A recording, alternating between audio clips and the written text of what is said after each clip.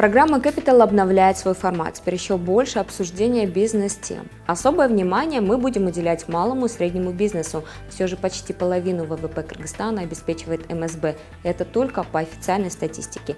Фактически, уверены многие бизнесмены, этот показатель может достигать более половины ВВП. Что не так уж и плохо, ведь в таких странах, как Япония, Германия, Соединенные Штаты, малый и средний бизнес – основная сила экономики. Мы надеемся, новый формат нашей программы будет интересен не только нашим постоянным зрителям, но и позволит увеличить аудиторию программы. Оставайтесь с нами. Бизнес-обзор Capital продолжает эфир в этом выпуске о первом в стране фонде прямых инвестиций, который смог привлечь средства институциональных инвесторов.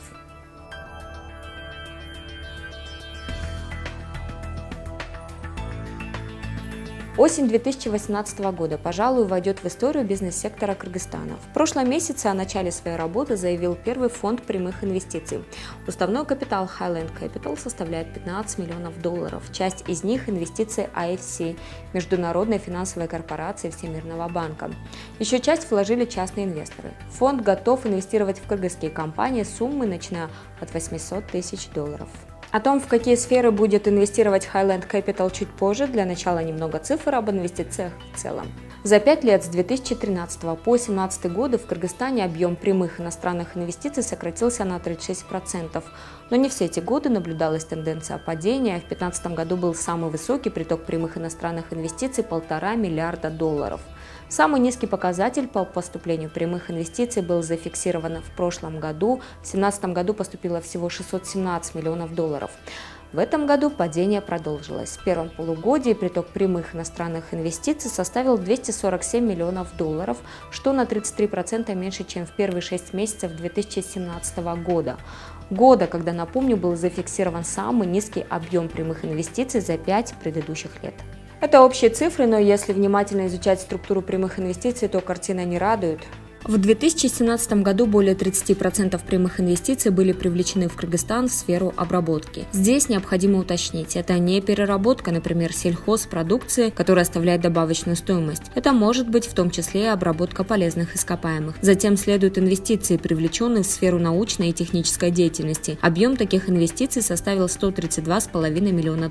Это 21% от общего объема прямых инвестиций. К научной и технической деятельности вновь могут относиться проекты, связанные с подготовкой технико-экономического обоснования на разработку недр. О каких-то новых лабораториях, технологических проектах, по крайней мере, слышно не было. В горно-добывающую деятельность было инвестировано около $81 миллиона. Столько же было инвестировано в сферы страхования и финансовое посредничество. Финансовое посредничество – это финансовая деятельность, заключающаяся в аккумуляции денежных средств физических и юридических лиц и предоставлении их в виде кредита третьим сторонам. Фактически рынок прямых инвестиций в Кыргызстане только зарождается, поэтому ожидания предпринимателей от инвесторов тоже могут быть ошибочными. В большинстве случаев инвестора путают с благотворительным фондом, который дает деньги на безвозмездной основе, либо с донорами. Так кто такой инвестор? В рубрике Business Education сегодня рисуем портрет инвестора.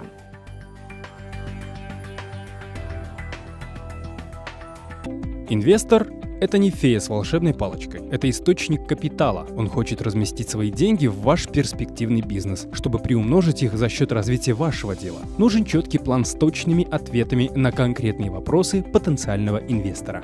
Сколько денег нужно, на что эти деньги пойдут и когда будет доходность на эти средства, когда инвестор получит эти деньги. У предпринимателя должны быть реалистичные ожидания от инвестора. Инвестор умеет считать и делает это лучше вас. Та компания, у которой оборот годовой составляет $1 миллион, не может ожидать привлечь инвестиции в 10 миллионов. На $1 миллион можно привлечь 1 миллион, это будет нормально, или максимум может быть 2 миллиона, и это тоже приемлемо. Инвестор – это не благотворительный фонд, поэтому нужен собственный вклад со стороны предпринимателя – около 40% от необходимого объема инвестиций. Инвестор должен четко видеть, что нужен миллион, но из этого миллиона, например, компания готова вложить 400 или 300 тысяч. Тогда будет уверенность со стороны инвестора. Инвестор заинтересован в развитии вашего бизнеса, так как он сможет окупить свои вложения лишь благодаря росту вашей компании. Прямые инвестиции отличаются от кредитов по целям, структуре, ожиданиям и результатам, которые они приносят. Этот механизм частично уже работал на рынке Кыргызстана, но не системно. Например, какой-то человек, инвестируя в ту или иную компанию, становится владельцем определенной ее части. В развитых странах этот инструмент реализуется профессионалами. Между инвесторами и теми, кто нуждается в инвестициях, стоит профессиональная команда. Разберемся в таких понятиях, как прямые инвестиции, фонд прямых инвестиций и инвестиционные компании. В рыночных отношениях всегда есть две стороны. На рынке прямых инвестиций это, с одной стороны, инвесторы, которые хотят заработать на своих свободных средствах. Это могут быть частные инвесторы, пенсионные или университетские фонды. Также в качестве инвесторов могут выступать такие организации, как Международная финансовая корпорация FC Всемирного банка. Вторая сторона – это люди, проекты и компании, которые ищут деньги на развитие. В Кыргызстане эти две стороны находят друг друга самостоятельно и стараются работать напрямую, но в такого рода сотрудничестве есть несколько рисков. В развитых странах есть инвестиционные компании или фонды прямых инвестиций, которые связывают инвестора с предпринимателями. Такой фонд аккумулирует свободные деньги инвесторов, потом находит компании, в которые можно вложиться, чтобы приумножить вложенный капитал, и инвестирует в эти компании. Прямые инвестиции – это не кредит, но в то же время не безвозмездные деньги. Инвестиционный фонд инвестирует деньги инвесторов в компанию на определенный срок, обычно это 5-6 лет. Инвестиционная компания в зависимости от той суммы, которую инвестировала, становится обладателем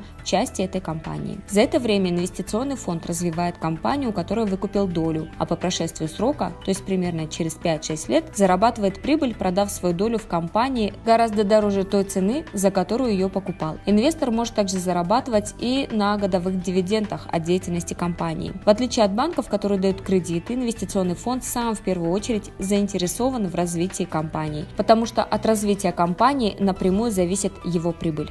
По итогам ежегодного опроса предпринимателей, который проводит торгово-промышленная палата, одной из причин, мешающих развитию бизнеса, был назван ограниченный доступ к долгосрочному финансированию. 37% предпринимателей, участвовавших в опросе, отметили, что проблема капитала является основным препятствием для развития бизнеса. В Кыргызстане предприниматели, когда хотят запустить новый бизнес или расширить уже имеющееся дело, обращаются в первую очередь к знакомым и родственникам, потом традиционно идут в банк за кредитом. Но и банки дают кредиты не всем. Главное препятствие бизнеса к банковским ресурсам – залоговое имущество, которое есть не у всех в необходимом размере. Но есть и компании, которые привлекают средства на развитие через профессиональные инвестиционные компании, даже выходят на экспорт. Одна из них – компания «Адалазык». Ее продукция известна на рынке под торговой маркой «Тойбос». Предприятие сумело привлечь 100 миллионов сомов прямых инвестиций и за короткое время увеличило свои производственные мощности в 4 раза. Бренд «Тойбос» сейчас выходит на рынок Казахстана, а «Адалазык» – компании, сумевшие привлечь прямые инвестиции в рубрике «Бизнес-кейс».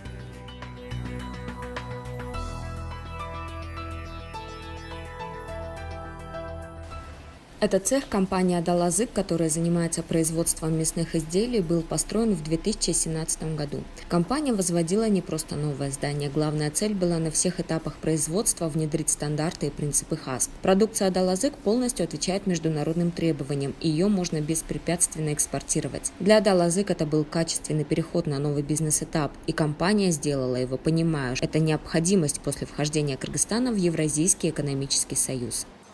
Мы поняли, что в будущем нам надо укрупняться и становиться большой компанией. У нас было два плана – оптимистичный и пессимистичный. По пессимистичному мы должны были хотя бы сохранить свои позиции на внутреннем рынке, так как был риск со стороны казахстанских и российских компаний после вступления страны в Евразийский экономический союз. По оптимистичному мы должны были сохранить позиции на внутреннем рынке и потом еще и выйти на экспорт. Чтобы реализовать такие оптимистичные планы, по расчетам компании, нужны были инвестиции в размере $200 миллионов. Сначала, как делают многие, руководство решило обратиться в банк за кредитом. Но так как оборот компании был маленьким, банки могли выдать в качестве займа лишь 10 миллионов сомов. Поэтому владельцы «Адалазык» начали искать инвестиционные компании, чтобы привлечь капитал внешних или внутренних инвесторов.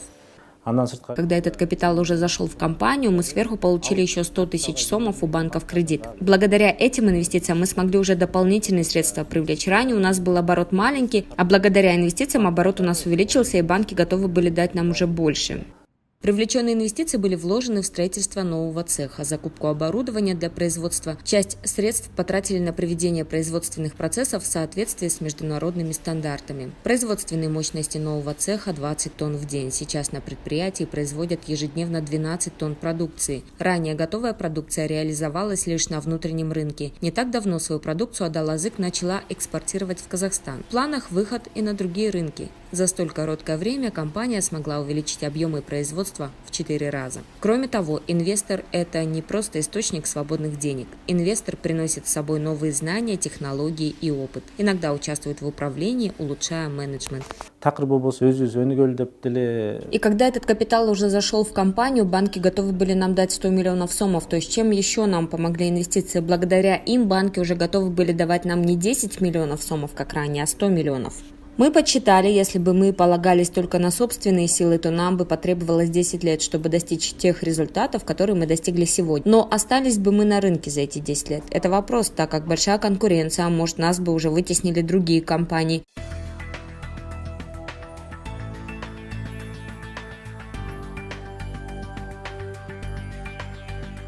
В начале программы мы уже говорили, что в Кыргызстане начал работу первый фонд прямых инвестиций. Старший партнер фонда Highland Capital Чолпанбек Джумашукуров считает, что рынок Кыргызстана лишь сейчас оказался готов к этому финансовому механизму. Почему институциональные инвесторы не рискуют входить на рынок Кыргызстана? Очень качественные зарубежные инвесторы в такие фонды, как пенсионные фонды, страховые компании, которые находятся в больших странах Европы, Азии. Эти большие инвесторы, они еще не готовы инвестировать, и когда мы с ними пытались контактировать, в принципе, мы даже не попадаем в их сферу. Для них это слишком высокий риск. Но есть вот определенная группа инвесторов, которую можно назвать институты развития, это называется Development Financial Institutions, это такие институты, как IFC, группа Всемирного банка, который инвестировал в нас, ИБРР, да, Азиатский банк развития. У них есть, внутри этих организаций есть подразделения, которые именно занимаются инвестированием в фонды прямых инвестиций, местные фонды прямых инвестиций. И вот нам повезло с тем, что мы смогли вот одну из таких организаций убедить. Но вообще мы контактировали почти с 14 такими организациями, включая такие как Азиатский банк развития, да, которые с их головными офисами. К сожалению, большинство из них отказали. Даже институты развития, они считают сектор слишком рисковым. Но нам повезло, что мы смогли убедить IFC, и мы сейчас ведем переговоры с 2-3 другими институтами развития, которые находятся в Европе, чтобы их убедить в том, чтобы они инвестировали в этот сектор. А какие преимущества Кыргызстан может предложить тем, кто готов вкладывать сюда?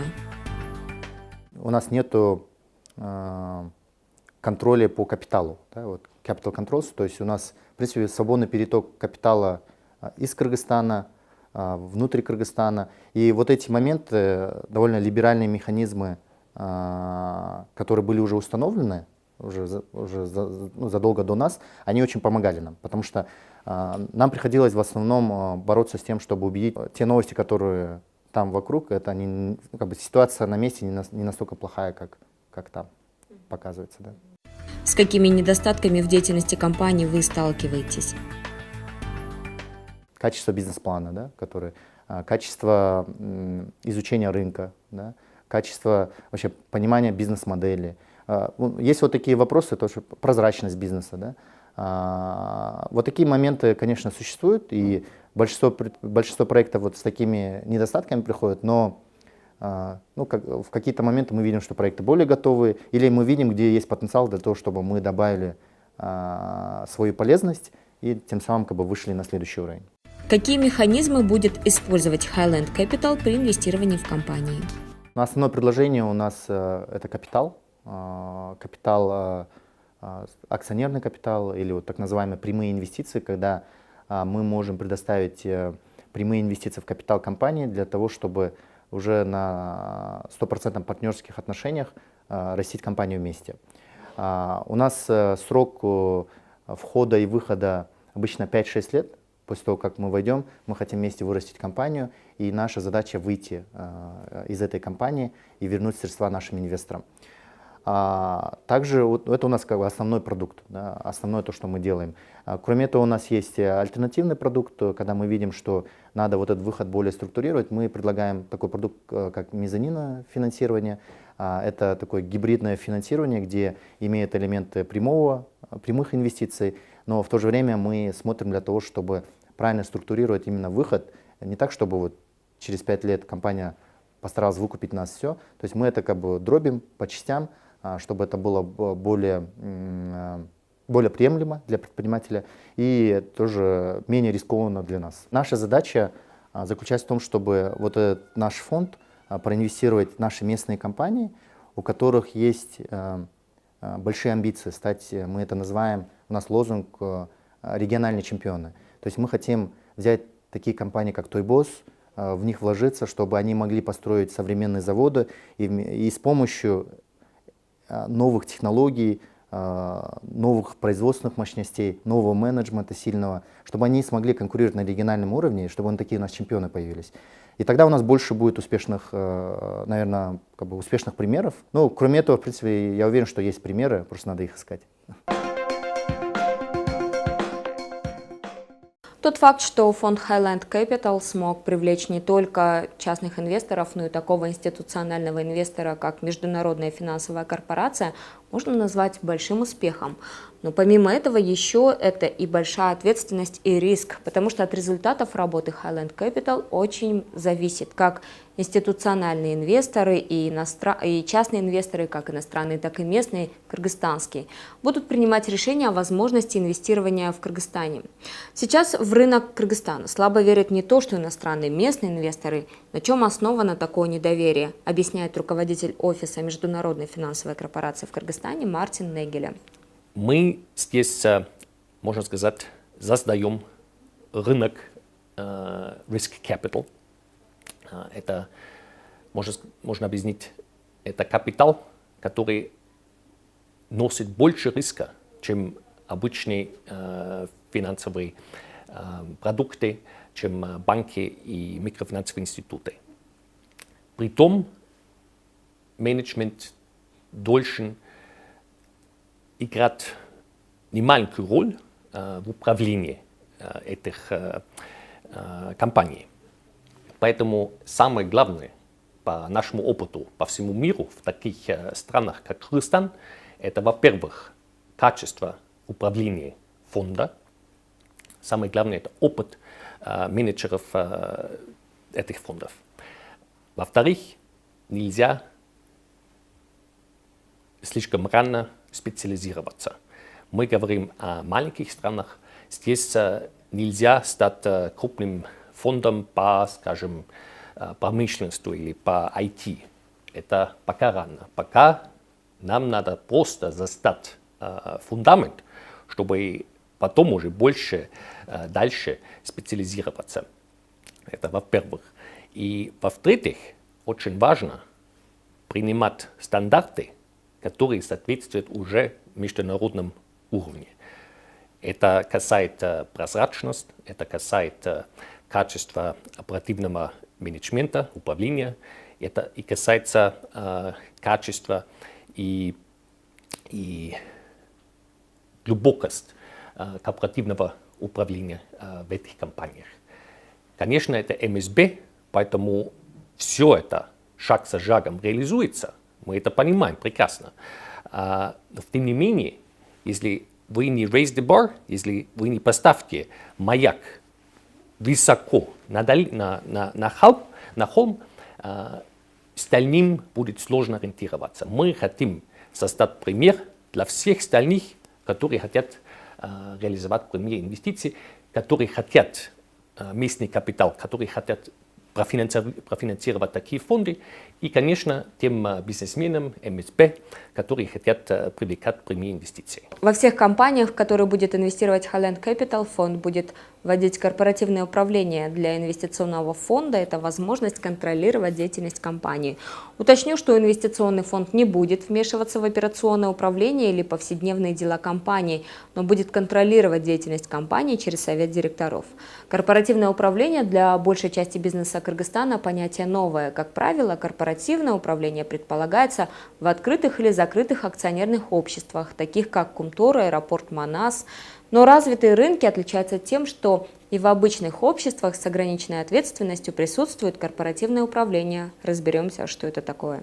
Корпоративное управление – это механизм институционального регулирования отношений между владельцами компаний и менеджментом. Вот как это выглядит на примере широко распространенной формы организации в Кыргызстане ОСО. Владелец компании или несколько владельцев выбирает совет директоров. Совет директоров может состоять из 2 или более членов. Ими может быть как сам владелец компании, так и приглашенные со стороны независимые члены. Совет директоров – это, можно сказать, звено, связующее владельца компании с менеджментом. Совсем не вмешиваясь в операционные дела, но в то же время используя функцию контроля менеджмента, он держит баланс. Кыргызконцепт – первое ОСО в Кыргызстане, где появилось корпоративное управление. Учредитель компании, председатель совета директоров Эмиль Умиталиев говорит, что компания пришла к такому решению на определенном этапе своей эволюции. По его словам, в Кыргызстане есть другие компании, которые достигли того уровня, при котором уже пора вводить корпоративное управление. Это касается в основном семейного бизнеса.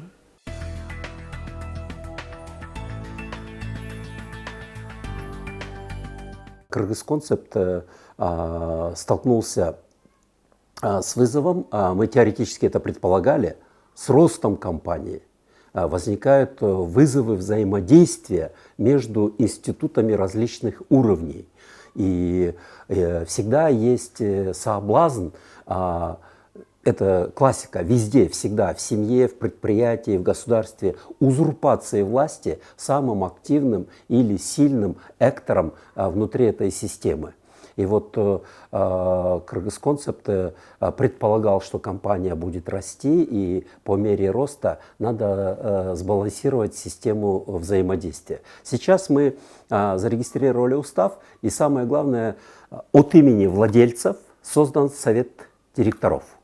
И в совете директоров 2 человека. Я являюсь председателем совета директоров и приглашенный член совета директоров Чолпонбек Джумашукуров, как известный растущий бизнесмен, предприниматель, финансист, имеющий бэкграунд Гарварда. И совет директоров создал правление. И в правлении у нас на сегодняшний день 3 директора, действующих, оперативных, но активно действующих сегодня 2. И очень принципиальный момент: в правлении отсутствует возможность формальной узурпации.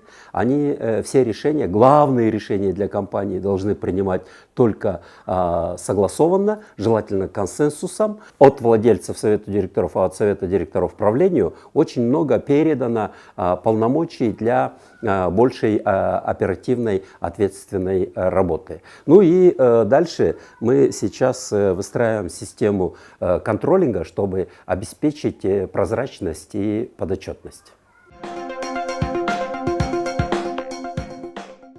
Дистанционные платежи, когда можно совершить покупку и расплатиться из нее, не выходя из дома, значительно упрощают нашу жизнь, экономят время и дают доступ к тем товарам, которые сложно найти на местном рынке. Но иногда неопытные пользователи финансовых услуг становятся жертвами мошенников. Здесь главное – соблюдать правила безопасности и осторожности для сохранности своих сбережений. В конце концов, у каждого из нас могут украсть наличные деньги из портмоне или сумки, но соблюдая определенные правила безопасности, мы снижаем эти риски. Так, какие правила необходимо соблюдать, чтобы не стать жертвой мошенников, совершая платежи дистанционно? Сегодня в выпуске совместного проекта Capital и Национального банка Финсабат. Срочно продаю квартиру в связи со срочным переездом. Меня уже нет в городе, поэтому связь через email. Для подтверждения своей платежеспособности просто отправьте предоплату в размере 20% от стоимости квартиры на любое имя по Western Union, сфотографируйте чек перевода и отправьте мне. Всего год назад объявления примерно с таким содержанием гуляли по всем интернет-площадкам. Продавец предлагал купить квартиру или машину по цене ниже рыночной на 30, а то и на 50%. Схема мошенничества весьма проста. Зная отправителя и сумму, а также систему денежных переводов, можно в другой стране по поддельным документам получить деньги. Впрочем, случаются и более простые схемы, когда напрямую просят перевести деньги на кошелек или баланс сотового телефона. Люди тоже на это попадаются. потому что покупатели говорят, мы уже все в России, быстро нам переведите деньги, мы готовы по бросовой цене 50% скидка вам все это продать. Главное, вы нам деньги переведите на такой-то там электронный кошелек, либо на такую карту в России. Да. Эти случаи тоже у нас очень распространены, когда люди пытаются вот так вот купить по привлекательной очень цене машины, квартиры, и потом эти деньги уходят, и как бы тяжело их вернуть обратно. По данным представителя Национального банка, чаще всего финансовые мошенничества происходят с интернет-платежами. Потому что в интернет не обязательно присутствие самой карты, достаточно ввести туда номер карточки плюс специальные как бы коды, которые указаны на оборотной стороне карточки. И иногда люди даже не понимают, как деньги ушли с карты, да? Почему прошли транзакции в интернет. Поэтому, совершая дистанционные платежи в интернете, соблюдайте правила безопасности. Проверяйте, безопасное ли у вас соединение с веб-сайтом. На это укажет замок в адресной строке браузера. Он может быть зеленым, также может быть зеленый замок с серым треугольником, серый замок с желтым треугольником или просто серый замок, либо серый замок перечеркнутый красным. Старайтесь приобретать товары и услуги через официальные сайты компаний или коммерческих банков. Нельзя никогда переходить по каким-то СМС-рассылкам. По ссылкам, которые даются в СМС-сообщении, либо по электронной почте, либо сейчас очень часто по WhatsApp приходят разные как бы сообщения, говорят, ой, там вот как бы туда перейдите, да, и вы попадете в такой-то интернет-магазин, вы можете там выгодно купить, хорошие как бы скидки. Никогда не стоит делать этого. Лучше выйти из этого WhatsApp-приложения, зайти в интернет-браузер, набрать в командной строке, найти официальные сайты и через официальные сайты заходить как бы на эти интернет-ресурсы. Интернет-магазины, которые дорожат своей репутацией, делают все, чтобы обезопасить свой сайт, чтобы передаваемые через открытые каналы данные шифровались и не сохранялась чувствительная информация о клиентах. Таким образом, компания защищает своих клиентов от мошенников. Немаловажно установить на устройстве надежный софт, программы для компьютера, мобильные приложения, а также антивирусную программу. Очень сейчас распространено мобильный банкинг, электронные деньги. Такие приложения тоже лучше скачивать с проверенных ресурсов, тем, которые вы доверяете, потому что и коммерческие банки, и операторы платежных систем, они тратят огромные деньги для того, чтобы эти именно приложения были и удобными, и безопасными. Еще один часто встречающийся вид мошенничества связан со звонками, в которых собеседник, представляя сотрудникам банка, просит сообщить номер карты, пин-код, данные интернет-банкинга, логин и пароль, ссылаясь на некие проблемы в системе. Сами коммерческие банки не раз предупреждали, никогда сотрудник банка не попросит сообщить ваши персональные данные и тем более пин-код или пароль. Помимо имени и фамилии по телефону могут спросить кодовое слово, чтобы удостовериться, что это действительно вы. В то же время, опасаясь за свои персональные данные, пользователи могут лишать себя такого удобного инструмента, как дистанционные платежи. Это очень удобные продукты, проведение дистанционных платежей через электронные деньги, через банковский счет, через карточку. Главное здесь тоже научиться ими правильно пользоваться. Если соблюдать все правила, если никому не сообщать логины, пароли, если никому не сообщать коды, пины и CVV-коды, которые находятся на оборотной карте, если никому не передавать свою карточку физически, либо там не фотографировать, то, в принципе, этим клиенты уже как бы себя защищают. Мошенники также часто ввергают свою жертву в стресс, сообщая о несчастном случае с близким и требуют немедленно перевести деньги на мобильный телефон или счет. В таких случаях совет один – критически осмыслить полученную информацию и постараться максимально разобраться в ситуации. Если все же деньги с карты ушли, ни в коем случае нельзя терять время. Позвоните в банк или оператору платежных систем. Постарайтесь остановить все транзакции. Заблокируйте карточку. Затем идите в банк и пишите заявление. Но помните, если платеж совершен с введением пин-кода, то его уже не остановить и деньги будет сложно вернуть. Поэтому пин-код не сообщайте никому. Если коммерческий банк и операторы платежных систем должным образом не принимают ваше заявление, не пытаются вам помочь, не объясняют, что произошло, как произошло, не дают вам информацию, в тот момент, да, вы имеете право прийти в Национальный банк и написать заявление.